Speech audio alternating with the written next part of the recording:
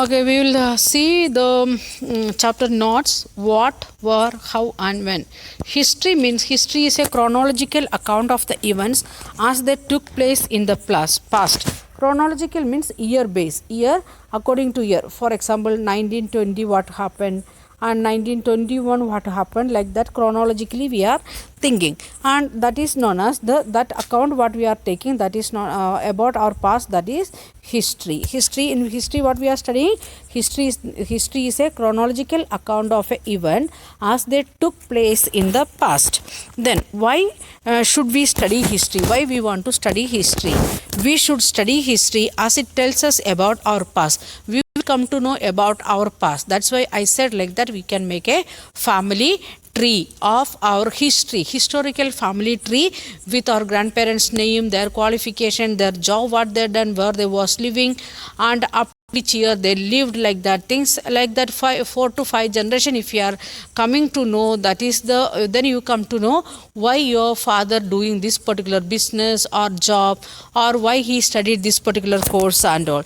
So we will come to know about our past. Then it gives us an understanding of our ancient culture and lifestyle.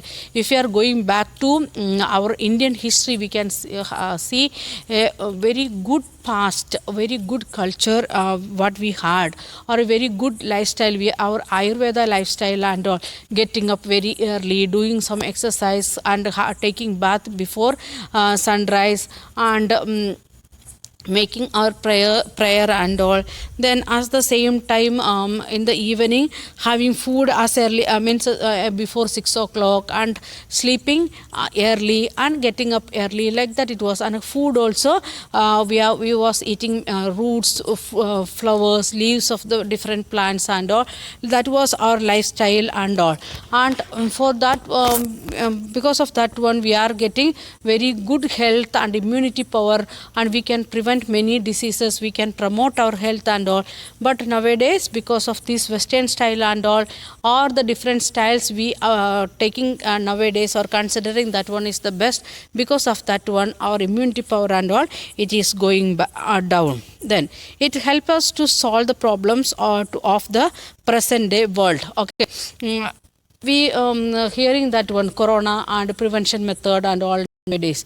And what happened in 1920s or 1820s or 1000 years before, how they tried to prevent the diseases, what steps they taken. If you are coming to know, then very easily we can take the steps what we want nowadays, like that. Next one, time frame of the history, how we want to making the years, how we are saying like the 2021, 2000 or 1950 or 1920, like that, how we are saying that we are going to see.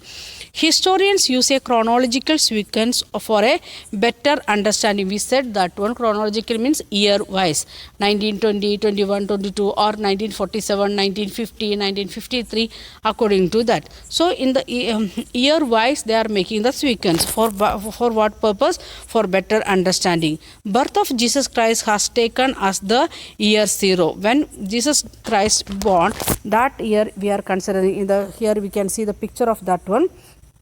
Very nicely it presented. The birth of Jesus, it is showing the 0 year.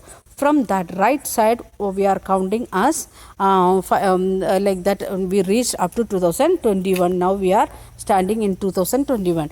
Before that we are considering that one as like BC, before Christ. And after the birth of Christ we are saying like that unknown or after Christ. This was the division what we was using in many years, like that, many centuries we used that one. And now we made little bit changes. That one before Christ we changed that before common era, BCE. Now we are saying BCE. What is the full form? Before common era. And now we are saying after common era, or ACE, after common era. So instead of making that Christ, because that is related to particular religion, so in different parts of the world they taken together, they made like that ACE and BCE and like that one. Then the timeline of the history again divided into 3 major stages. Prehistory, before history, what we don't know what happened really. We never got any explanation of that one, any evidence what happened in prehistory, like that one period we are having.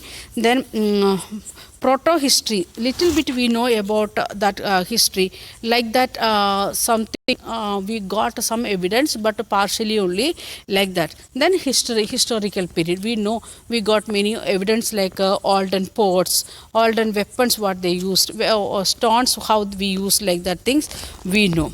Then art. Question 1, we are going to see some of the question answer, or in between checking. All dates before birth of Christ are counted backward as usually have the letters AC, AD, BC or BD. What is the correct answer? We have seen that one in that picture, that one it is showing like that before Christ. What is shown here? BC. So answer what it is? Answer is BC. Answer C, option C. Then next question, next part of the lesson, we have started to think that what did people live? Where normally people they are selecting a place to live. People lived near river valleys. This was because rivers provides water for all purpose. Traces of life were found near Suleiman and Kirtar hills in the northwest. We find out the olden days BC life from near to the northwestern area, where we are having in the food near to the hills, where we are having the water facility. Then trace of life even existed along with the Ganga. Mahajanpadas like Magadha, Kashi, Vanji, etc. flourished 2500 years ago. Now we are living 2021. So here BCE time what happened? BC 500, that time what happened here in India? We got some of the evidence from where near to Ganga river, and that one, some of the names you will get details in coming lessons. It is there, Mahajanpadas, Sanjanpadas, like that lessons are there. In that we'll see that one. So some of the name it is Magadha, Kashi, Vaji, etc. Then the Himalayan mountain has acted as the natural barrier between India and Central Asia for ages. So the Himalayan ranges, it is helping us like a natural boundary or the compound wall of India with the other central part of Asia, like that. The place where rice was first grown are the north of the Vindhyas. In MP area, we started to cultivate rice here in India. How was the name India derived? From where we got the name India? That history we are going to see. Our country is called India and Bharat. We are having two names, India and Bharat. Again we are having name like that, Hindustan. Okay, Bharat was used by the people of North India in the Sanskrit composition of Rig Veda. In Rig Veda, in Vedic period, what name we are seeing about India? That is Bharat. The word Indus traces its root from the river Indus, which called Sindhu in Sanskrit. How we got the name Indus? Because of the presence of Indus river, that was known as Sindhu in Sanskrit. Then how do we know about the past? How we are coming to know, or what are the source to understand our history?